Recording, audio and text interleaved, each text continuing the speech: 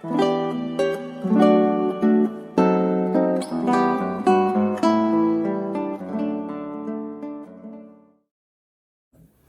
necesidad de orar y darle gracias a Dios. ¿Qué razón? Ya no tienen el reloj allá. 12:15. Deben poner el tiempo aquí, mis hermanos, porque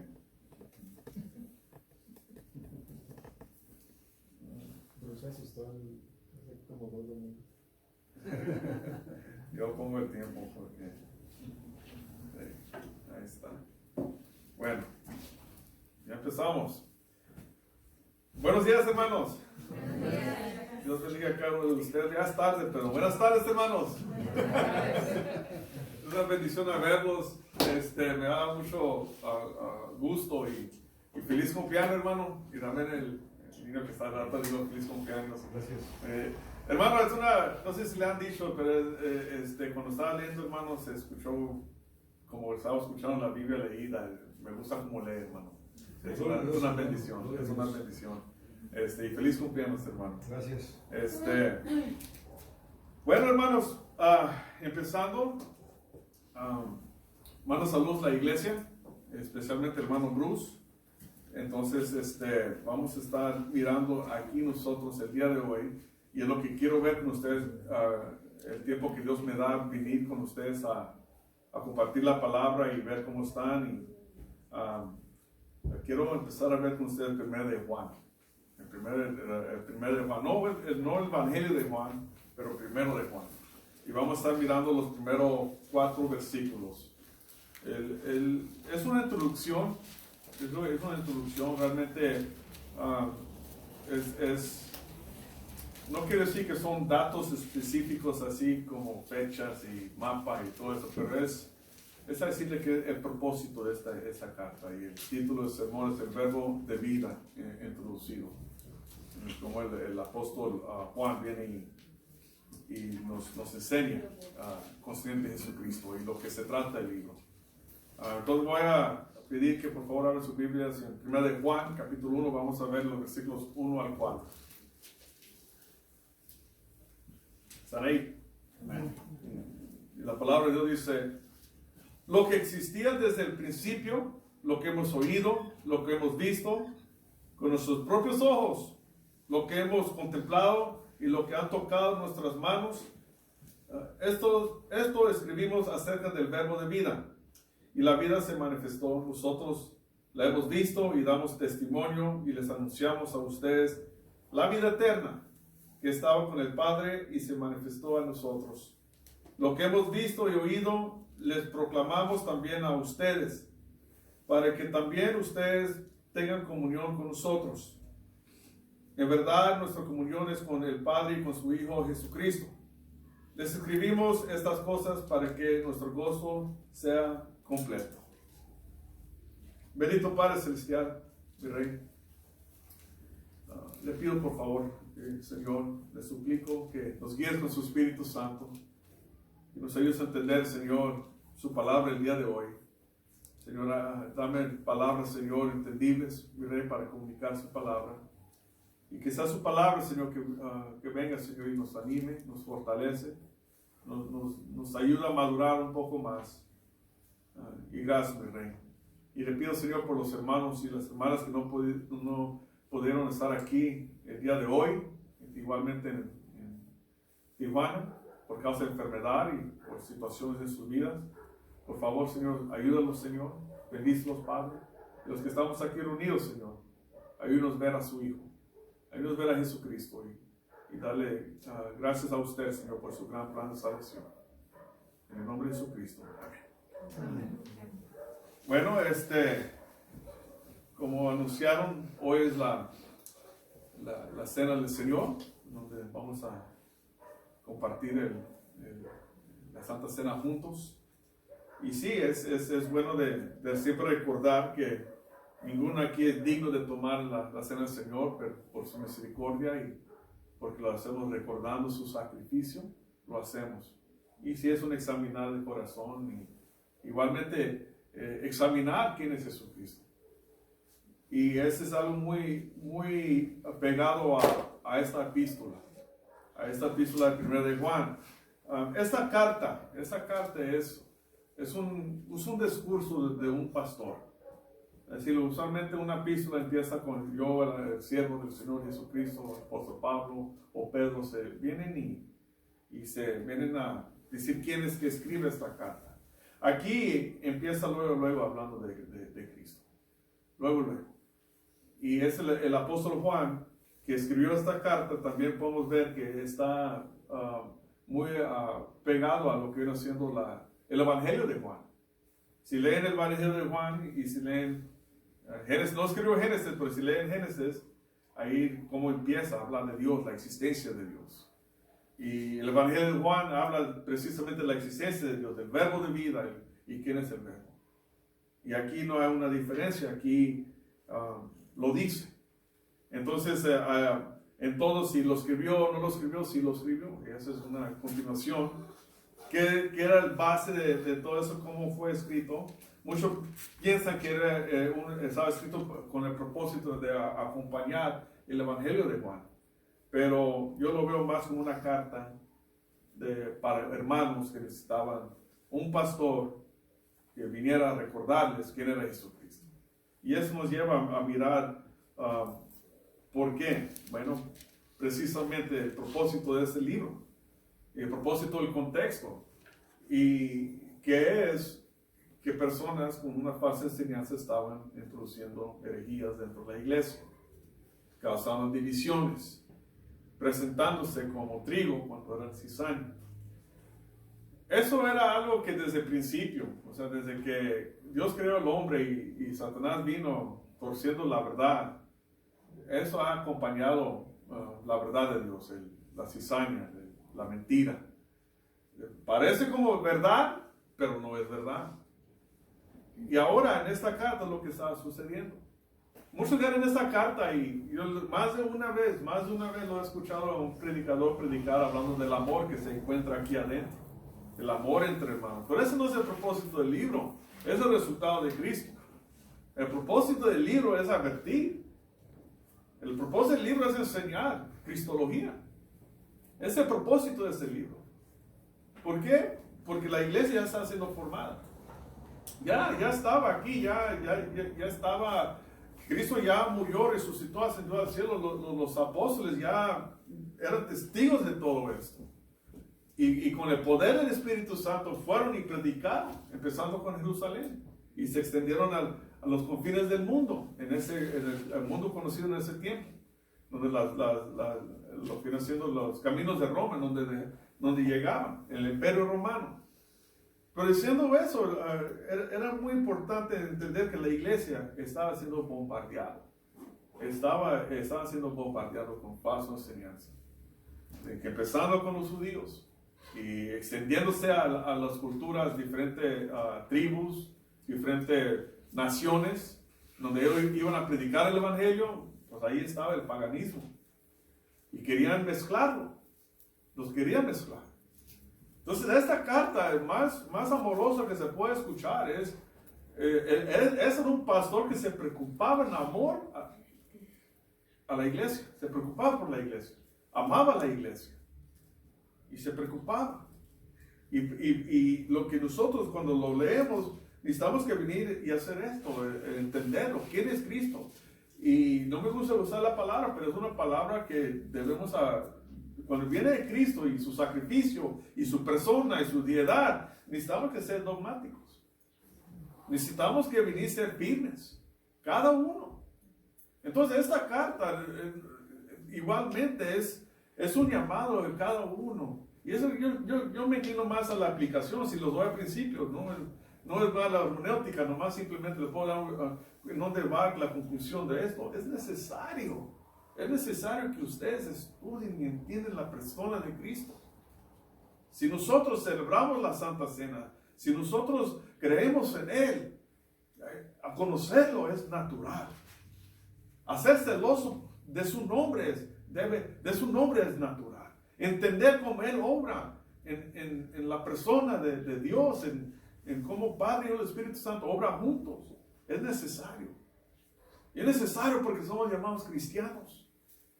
Y nosotros el día de hoy estamos rodeados con tantos falsos pensamientos de quién es Jesucristo. Si no, el otro día ahí en la iglesia me llegó uno. Me llegó uno que quería mirar si iba a congregarse con nosotros. Y pues ya cuando llega una persona y uno se anima. ¿Quién no quiere que uno llegue a la iglesia y que sea parte de la iglesia? Ah, pues sí, vamos a hablar. Y me preguntó cómo yo veo a Cristo. Y pues Jesucristo. Y ahí empezamos a hablar de Jesucristo. Y lo miré en serio. Y cuando fuimos a la oficina empezamos a hablar. Y pues él realmente no creía es Jesucristo. Solamente Cristo. No miraba a Dios del Padre, no miraba al Espíritu Santo. Uno luego que sabe estaba mal. Y me estaba diciendo, no, es que y ya miren dónde iba con esto. Luego a la obra del bautismo. No, es que si no se bautiza en nombre de Jesucristo, ya la conclusión de la historia, sabes que no estás bienvenido aquí. Punto y aparte. ¿De dónde vienes? ¿De dónde vienes? Luego podía captar que este hombre no pertenecía con nosotros. Y ya me puso a decir, no, yo vengo de esa iglesia, para regresar a tu iglesia. No, es lo que pasa es que necesitas que estudiar un poquito más no necesitas que estudiar un poquito más el tema. Sé quién es Jesucristo, sé cómo obra el Espíritu Santo. Y nada te va a venir y servir de que yo venga en esta junta y tratar de decirte algo y vas a refutar todo. Vas aquí para discutir. Además, yo creo que tú vas de iglesia en iglesia, nomás haciendo eso. Y como un niño, pero inmaduro, pero como un niño dice, no, así como regañado, no, ya lo agarré, y yo, no, vete, regresa a tu iglesia. Nosotros necesitamos que venir y conocer y entender y crecer en esa área. ¿Por qué? Porque la gente necesita que saber quién es Cristo, realmente quién es Él. Y como digo, estamos en una época ahorita en donde sí, estamos rodeados de cristianismo. Estamos rodeados de religiosidad. Estamos en parte del mundo donde lo tenemos por todo donde vayamos. Sí, México es un lugar muy religioso. Muy religioso. Y tratando de entender qué significa tener una relación con el Creador, solamente se puede a través de Cristo. Solamente entender y entender quién es Él.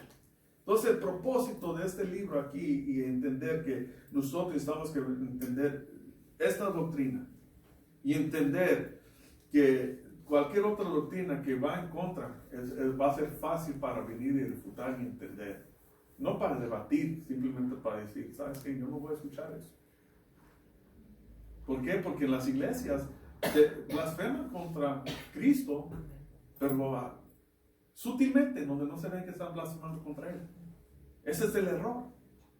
Entonces aquí lo que tenemos, de propósito de esta carta, lo más si leen, si toman el tiempo, si me escuchan y nomás toman el tiempo de leer lo que está en esos 4 versículos, ahí van a sentir por qué empieza él, luego con doctrina. Yo lo veo y él empezó el Evangelio de Juan, luego con doctrina. Luego. No, él no tomó tiempo de venir y saludar, no, él llegó directamente hablando del verbo de vida. El verbo de vida, el Evangelio. El corazón del Evangelio. Él habló de él porque le emocionaba, porque sabía la verdad, porque dije, yo era testigo, yo lo vi. Y siendo el discípulo amado, él lo vio directa, él lo miró en la cruz. Él lo vio. Él estaba ahí, donde no había ningún otro, ahí estaba él, juntamente con María. Ahí estaba. Y de todos los discípulos, él encargó, desde la cruz, encargó al amado discípulo a cuidar de su madre terrenal. Y aquí tu madre, aquí tu hija. Cuídala. Entonces, pues vamos a ver esto y yo puedo ver el celo de él. Yo puedo ver la mentira se han filtrado dentro de la iglesia. Había personas que estaban esclavizando, había personas que estaban abusando de la gracia de Dios. Había lo que invade las iglesias, es terrible. El trabajo de supervisar, de ser pastor, no es para el débil. No es para el débil. Además, el cristianismo para cada uno de ustedes eso no es para un corazón débil. No es. Ustedes realmente están en una guerra, realmente están algo totalmente 100% espiritual, en donde la única forma de combatirlo es con la espada. Toda la armadura de Dios está en la espada. Conociendo lo que está escrito aquí, es defender sus corazones, sus hogares. Si nomás ven, son sus hogares, si nomás ven sus hogares igual, los que tienen hijos. Ahorita por la pandemia están en casa, pero cuando van a las escuelas, ahí los están indoctrinando con pensamientos sociales. Y si no le están diciendo a Cristo en el hogar, van a ser sacudidos el día de mañana cuando crecen. Ese es algo que necesitamos que ver esta carta y mirar el propósito y aplicar ese propósito para nosotros. 2 propósitos tuvo esta carta. La primera era combatir la propaganda de ciertos falsos maestros. Primeramente, doctrinalmente. Miran el 2.22, 1 de Juan 2.22. Miren lo que dice.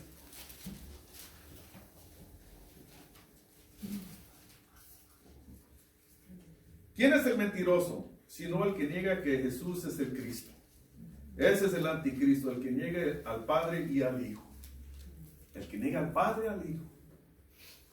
Óyeme, un hombre vino a la iglesia diciéndome hermano, diciéndome pastor, dándome lugar y negando al Padre.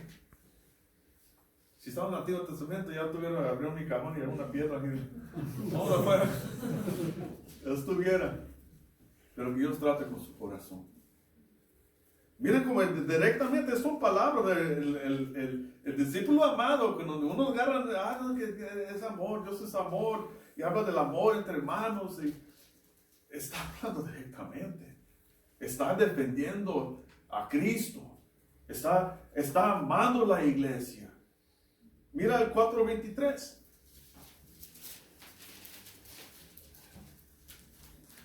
El 4.23. Ay, perdón. 4, 2 y 3. Es que nos miré que es para despertarlos, 4, 2 y 3. Dice, en esto ustedes conocen el Espíritu de Dios. Todo espíritu que confiesa que Jesucristo ha venido en carne es de Dios. Y todo espíritu que no confiesa a Jesús no es de Dios. Y esto es el espíritu del anticristo, del cual ustedes han oído que viene y que ahora ya está en el mundo. Es interesante esto. No en este siglo, pero aquí está el principio del gnosticismo. El gnosticismo dio más a luz en el siglo II. Pero aquí lo que tenemos aquí era la forma. Era decir un pre-gnosticismo. Es decir, se estaba formando la ola que iba a venir del gnosticismo. ¿Y qué era el gnosticismo? Pues simplemente estaba hablando de que todo lo que es espíritu es bondad, es esencial, es bueno, y todo material es malo. Es lo que enseñaba, y es lo que estaba dando luz a esto. Y los pensares que estaban desarrollándose era precisamente eso. Gnóstico significa conocimiento. Y lo que están así, que creen en gnosticismo, afirmaban que tenían un conocimiento más superior. Y a decir, sí es Cristo, pero no lo que su obra, lo que él hizo parcialmente. 2 cosas que salieron de aquí. El primero era que Jesucristo solo parecía físicamente, pero no era físico. No tomó forma totalmente de hombre. Es lo que estaba formándose aquí. El otro era que Jesús era físico, pero que el Cristo vino sobre él en su bautismo y se fue antes de su muerte. Lo que decían. Es Juan 5:6. Mira lo que dice aquí. Juan 5:6. Dice, este es aquel que vino mediante agua y sangre de Jesucristo. No solo con agua, sino con agua y con sangre. Ahí cuando dice ahí, está montando el cuerpo ahí el cuerpo. Y el Espíritu es el que da testimonio, porque el Espíritu es la verdad. Entonces, uniendo los dos. Pero está diciendo, no, en un preciso momento vino y ya antes de sufrir se fue. ¿Sí? Y como no era 100% hombre, pues no, realmente no sufrió en la cruz. Es lo que estaban enseñando, es lo que estaba entrando, no estaban entendiendo. No estaban entendiendo más de nada esas herejías. Como digo, el raíz, tienes una mezcla de diferentes culturas, de creencias. Sino simplemente los griegos tenían sus semidioses. Lo tenían, estaban presentes ahí. Y cuando miramos la mitología griega, yo veo realmente la mano del enemigo ahí. Satanás. ¿Por qué? Porque antes que viniera Jesucristo, eso ya creían en semidioses, que dioses se metían con mujeres humanas y también diosas se metían con humanos y salían semidioses. Tenemos leyendas como Hércules y Aquiles y etcétera, ¿no? No sé cuáles otros están ahí, pero lo más famoso que es Hércules, ¿no? Pero esas herejías, lo que estaban diciendo que Cristo era una especie de espíritu. Un espíritu que había dado poder a Jesucristo mientras que estaba aquí en su ministerio. No mirando realmente que Él en todo momento era Dios. Nicodemo le pegó ahí en el clavo, ¿no? Sabes que tú vienes de Dios porque las cosas que tú haces, ninguno no puede hacer si Dios no está con Él. No puede hacerlo. Es interesante eso, pero rechazaban que Jesucristo era el único Dios hombre. 100% Dios, 100% hombre. Que las dos naturalezas estaban en Él. Lo querían separar, estaba en su mente, estaban muy equivocados, muy errados de la persona de Cristo. Para nosotros hoy en día, nosotros porque tenemos la Biblia y tenemos ya todo completo, pero cuando estaba siendo escrito esto, pensamientos así, las culturas que estaban siendo añadidas, confundían. Pero aquí es lo que tenemos aquí, el Juan contiene declaraciones específicas, los resultados de la muerte de Jesucristo, lo que Él hizo en la cruz, y su sufrimiento, que su sufrimiento no era algo que solamente Jesucristo vino y dijo que es necesario que yo vaya a la cruz, sino que eran profecías que estaban establecidas en el Antiguo Testamento 500 años antes de que Él, hasta aún en el jardín de profecías que en su debido tiempo se cumplieron y hicieron una aflicción total en un cuerpo humano, con todas sus heridas, con toda su sangre derramada. Estaba ahí. Y aquí estaban unos mentirosos que querían quitarle la gloria a Cristo. Aquí estaba. Y eso no viene de Dios. Entonces, doctrinalmente estaba tratando con ellos y también moralmente estaba tratando con los falsos maestros. Porque ellos, ¿qué hacían con esto? ¿Qué es lo que sucede cuando no tienes a Cristo así poderoso? Cuando no vemos a quien que era perfecto. Ahí en Estados Unidos estoy tratando, ayudando a una iglesia allá, de una iglesia donde hay un pastor que anda en pecado. Bueno, como digo, se nombra, pero no es. Es un lobo que ha entrado a un rebaño y no tienen, los hermanos no tienen un pastor ahí o uno que se levanta, sino llamar uno de afuera. Uno que tenía la habilidad de hablar. Y lo metieron ahí adentro. Porque lo convencieron que llegara. Y estando ahí, desorden. Divorciado con una mujer, otra mujer y con una secretaria. Es terrible. Y él desde el púlpito, viene y dice que Jesucristo no era perfecto. Es una iglesia cristiana. Terrible. Sucede. Entonces, he tratado de hablar con el diácono y tenemos una junta para la semana que entra. Y le voy a decir directamente, saca a ese hombre, es un perverso. Y enseñarle. Pero aquí lo que tenemos es precisamente esto. Y moralmente estos pasos maestros minimizaban la seriedad del pecado. Es lo que hacen, abusan de la gracia. Quitan a Cristo de su perfección, de quién es Él, de su grandeza, del poder de su sacrificio perfecto, que tenemos un sumo sacerdote que puede venir y entender nuestras debilidades y interceder por nosotros, uno que llevó su humanidad al cielo y que un día va a regresar por nosotros. Quita eso y quita cualquier perfección de Él y das entrada al pecado. Mira el 6, 1 Juan, capítulo 6, 6 al 10, lo que dice. 1 de Juan, capítulo 1, capítulo 1, versículos 6 al 10. Están equivocados ustedes esta vez. Sí. Si decimos que tenemos comunión con Él, pero andamos en tinieblas, mentimos y no practicamos la verdad. Pero si andamos en la luz, como Él está en la luz, tenemos comunión los unos con los otros. Y la sangre de Jesús, su Hijo, nos limpia de todo pecado. Si decimos que no tenemos pecado, nos engañamos a nosotros mismos y la verdad no está en nosotros. Si confesamos nuestros pecados, Él es fiel y justo para perdonarnos los pecados y para limpiarnos de toda maldad. Si decimos que no hemos pecado, lo hacemos ser mentiroso y su palabra no está en nosotros. Si hablamos y decimos que el verbo de vida es mentiroso, esa es condenación. El que predica eso va a predicar un día en el infierno y se va a arrepentir, pero va a ser muy tarde.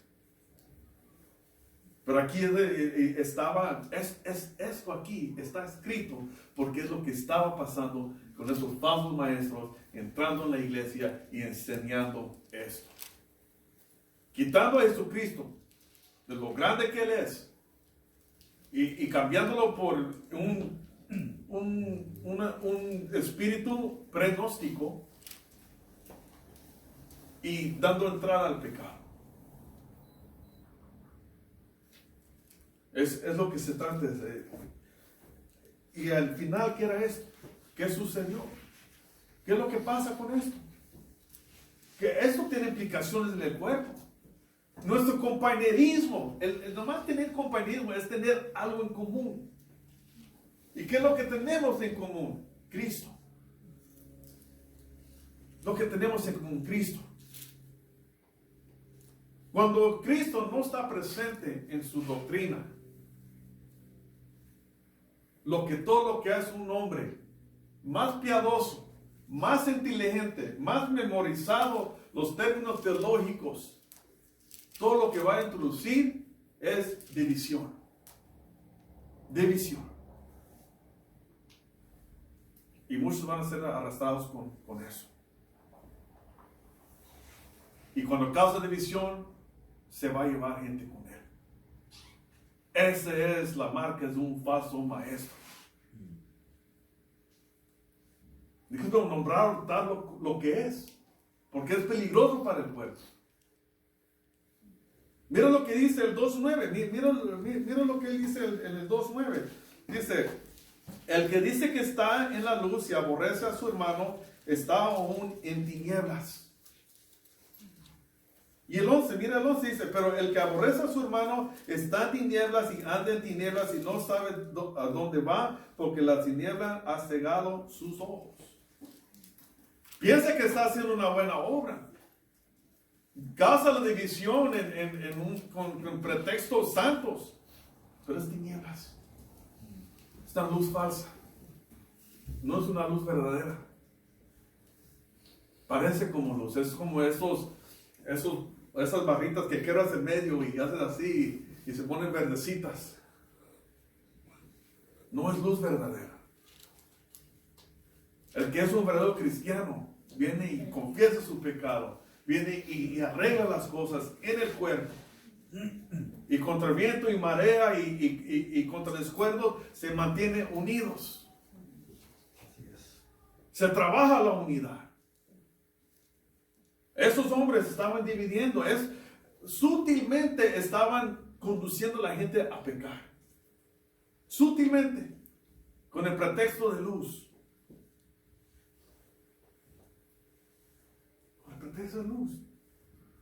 Esos que fueron y que causan la división piensan que están incorrectos y están mal. Porque no están mirando lo que Cristo hizo. Cristo hizo la iglesia. Él la hizo. Y aquí lo que tenemos, cuando los veo a ustedes, y si tengo un espejo aquí, o si tenía la cámara y me miraba a mí, lo que yo veo es hombres y mujeres imperfectos. Que necesitamos ver a Cristo, que es perfecto. Ir a raíz, a testigos fiables que han visto, que saben quién es Él. Y es por eso Él viene y da esto. Estos falsos maestros realmente no conocen a Cristo. Tienen un conocimiento de quién es Él. Pero igualmente hay personas que muy estudiosas que te pueden decir mejor la vida de Cristo con sus datos históricos, mejor que un cristiano. Pero no conocen a Cristo. No lo conocen. Que no ha nacido de nuevo, no lo conoce. El que ha nacido de nuevo sabe muy bien quién es Él y sabe que muy bien qué significa la iglesia. Y un verdadero cristiano va a venir a hacer todo lo posible para mantener esa unidad. Cuando veo esos textos, miro la unidad, no me escapa de la vista mi hermano Bruce y su siervo. Mi hermano Bruce y yo hemos pasado por tormentas juntos. Hemos enojado, nos hemos venido y hablado, nos hemos perdonado, nos hemos amado, nos hemos entendido qué es la iglesia. Él me ha discipulado en tiempos pasados, y llegó un momento en que yo discipulaba a él, y ahora los dos somos pastores. Pero se hace unidad, se hace porque los dos entendemos. Se hace porque no dejamos que nuestra doctrina sobrepasa a Cristo. Si ponemos nuestro conocimiento bajo Cristo, es lo que siempre debemos hacer nosotros. Los veo a ustedes y veo que tienen conocimiento de quién es Él. Y que con ese conocimiento siempre esté bajo el principio de eso, que Cristo es mi Señor. Y me dijo que esas cosas van a suceder. Él me dijo que el enemigo va a tratar de prevalecer contra la iglesia y no va a poder. Gobiernos van a ir contra la iglesia y no van a poder venir y vencer la iglesia. Todos nos escapa lo que está pasando allá en Ucrania. Lo vemos. Vemos lo que está sucediendo. El hermano Jamel puso un video donde estaban cantando himnos en una estación de tren bajo tierra. Y es lo que hace la iglesia. La iglesia no es el edificio. La iglesia es donde nosotros nos unimos y estamos juntos. Es ahí nomás, es algo que le digo a la iglesia, y eso es algo que no debe escapar de nuestra mente, que un día nosotros podemos llegar a ese punto. Y ahí el trigo y la cizaña va a estar juntos todavía. Ese es algo que me va a acompañar hasta que Cristo venga y se para. Pero nosotros necesitamos que amarnos y conocer ese amor entre hermanos y conocer quién es Cristo y no dejar nadie que blasfeme contra nuestro Señor. Si la iglesia dio su vida por el Evangelio, la vida dio su vida por el Evangelio. Hombres y mujeres murieron no negando al Señor.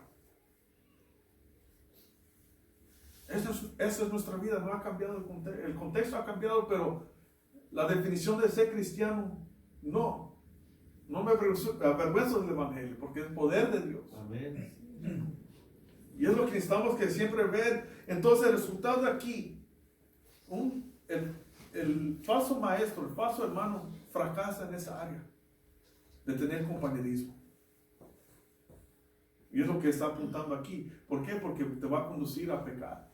Te va a conducir a no ver el cuerpo de Cristo mal. Va a venir a la iglesia con quejas, que el hermano no predica bien, que ese hermano no hace, la hermana no hace esto bien, y esto el otro. Es pura queja contra el cuerpo. Y lo va a vestir como luz. Y es lo que aquí es introduciendo el pecado. O sea, sabemos que debemos abstenernos de cosas, pero así no, el pecado, lo que está diciendo aquí, no hay nada mal del comentario, no hay nada mal. No, o sea, esto queda entre nosotros porque la hermana es débil. Fíjate nomás, aquí Dios es luz, aquí lo que tenemos comunión con Él, tengo comunión con Él, tenemos comunión uno con el otro. El pecado puede entrar a cualquier lado, pero si vemos a Cristo donde Él está sentado en su trono y que gobierna sobre esta iglesia, y entender que es un proceso como venir y tratar el uno con el otro cuando hay diferencias. Dios es sabio y puso todas las cosas en orden para protegernos y que nosotros seguimos amándonos. Y ese es el amor que el hermano debe tener en la fe. Afuera de esto no es la fe. Es la forma que el cristianismo genuino se muestra. Paciencia, soportándonos, amándonos, reconociendo que nos ofendemos. Yo puedo salir de aquí ofendiendo a alguien, déjame saber eso. Yo con mucho gusto no quiero, porque yo los amo, porque son mis hermanos en Cristo. Pues yo deseo verlos crecer en sabiduría, entendimiento, pero también quiero protegerlos como pastor. Quiero ayudar al hermano Jorge también. A otros varones, o sea, ese es algo de protegen el rebaño. Ustedes protéjense en sí. Una cosa que doy gracias a Dios de Iglesia Bíblica Ebenezer es precisamente eso. Cuando hay desacuerdos, no cae un hermano, otro hermano, el hermano me dijo esto, y hablas con él, sí, pero sigue diciendo esto, está de desacuerdo con esto, y está divulgando esto. Miro la protección, miro el amor, es protegiendo. Porque el enemigo es útil, el error entra. Si miramos dónde está Cristo, si entendemos la teología de Cristo, entonces entendemos una cosa, que es el Señor de esta iglesia. Y Él está diciendo, y Él dijo, ámanse el uno al otro. Es un mandamiento. Ámanse. Ama a tu prójimo como a ti mismo. Esos falsos maestros no estaban haciendo esto. Entonces, fracasaron en eso. Y todo lo que necesitaba que hacer el apóstol Juan es apuntar a ese hecho. Todo lo que tiene que hacer es apuntar a ese hecho. Que era parte de nosotros, estaba con nosotros, pero no era de nosotros. Y si se salieron, dale gracias a Dios. Porque más amoroso que nosotros en nuestro corazón puede ser, Dios siempre protege su rebaño. Y esa es la instrucción a los creyentes. Entonces aquí los cristianos tenían, después de darles el propósito, y más que nosotros vamos indagando a esta carta, hay dos cosas simplemente aquí. El uno, la pregunta es, ¿a quién vas a creer? ¿A quién vas a creer de esta unidad?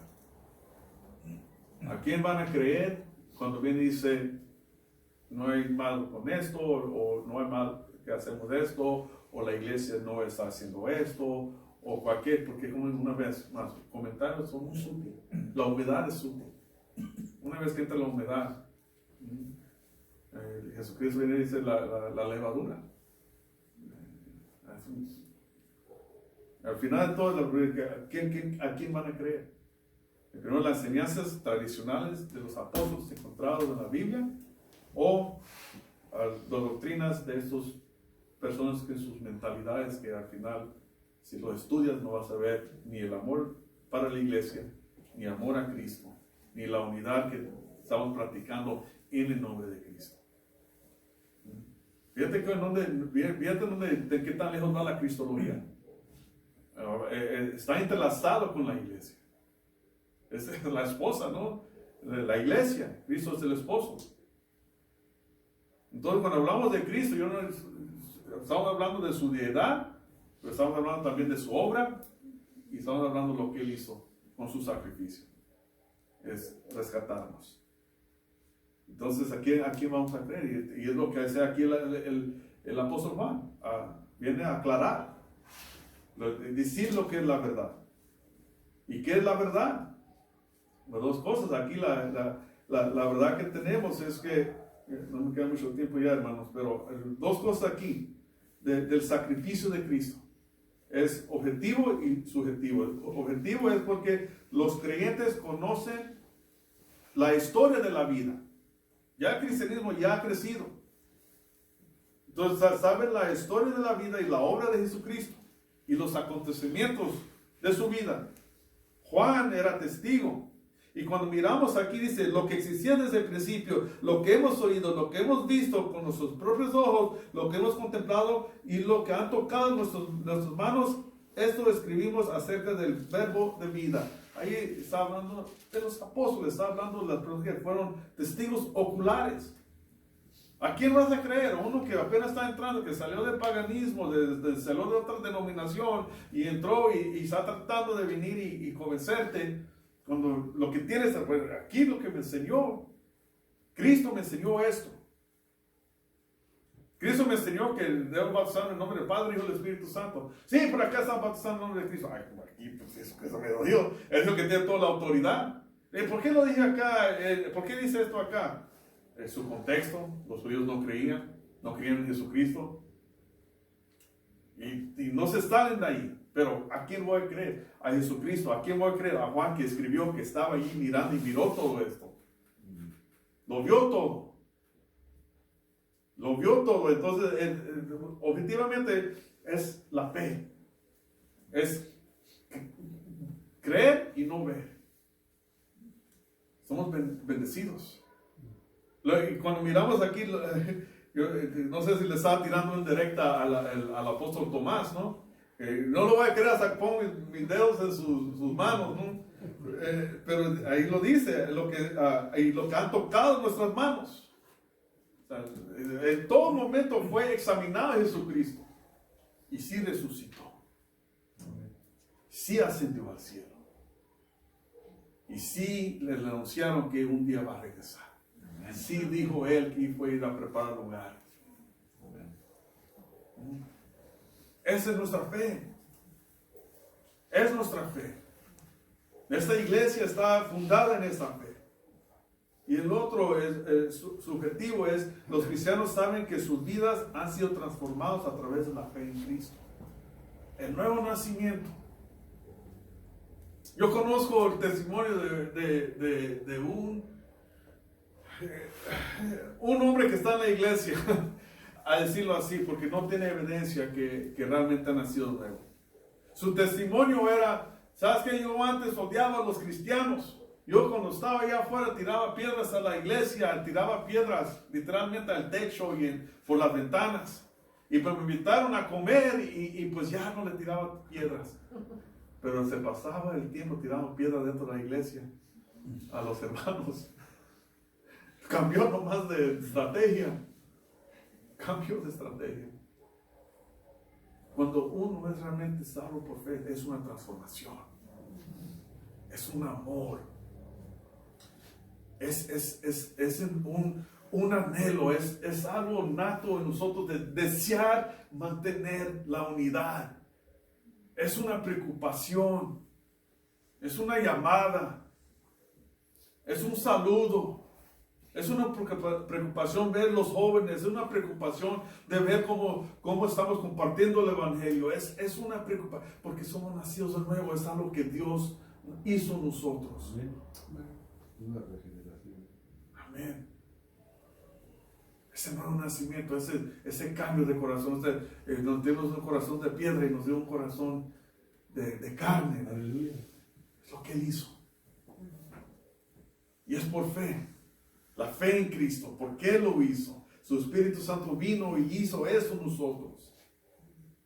¿Cómo no vamos a venir preocupados de proteger la iglesia? ¿Cómo no venir y preocuparnos si estamos conviviendo y y tomando la Santa Cena unidos y examinando nuestros corazones y amándonos. ¿Cómo no? Si tenemos testigos fieles, y digo fieles porque fueron fieles hasta el final, dieron su vida, son nuestros antepasados, son nuestros hermanos y hermanas en Cristo, y se preocuparon tanto que escribieron esto a todo cristiano, no a una iglesia, pero a todo cristiano, recordándonos. Va a venir tiempos donde va a venir el anticristo, va a venir y mostrarse como es el Cristo, pero no es. ¿Qué es lo que el mundo desea más? Es sobre todas las cosas, es paz. Es paz.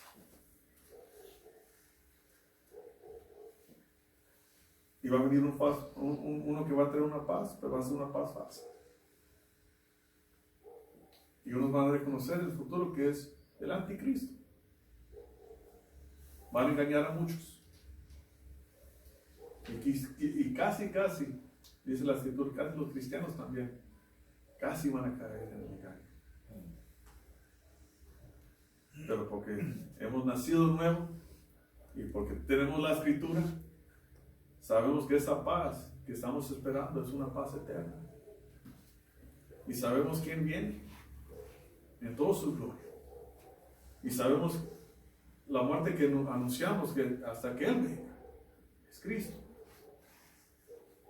La única cosa que nos va a venir y mantenernos informados y entendidos en esos tiempos, en los tiempos que estamos pasando por y en el futuro, es la Escritura. Es entendiendo y esperando en Él. Pero con todo lo que nos corresponde ahorita, los que nos corresponde ahorita en esta época, es la iglesia. Es preocuparnos por la unidad aquí. Es mantenernos nosotros unidos, amándonos y ganando esas advertencias y aplicándonos a nuestras vidas. La doctrina de los apóstoles, la doctrina. Hay que venir y mirando, concluyendo eso, los errores de la iglesia primitiva, lo que ellos enfrentaron en los errores, ha sido para nuestro beneficio.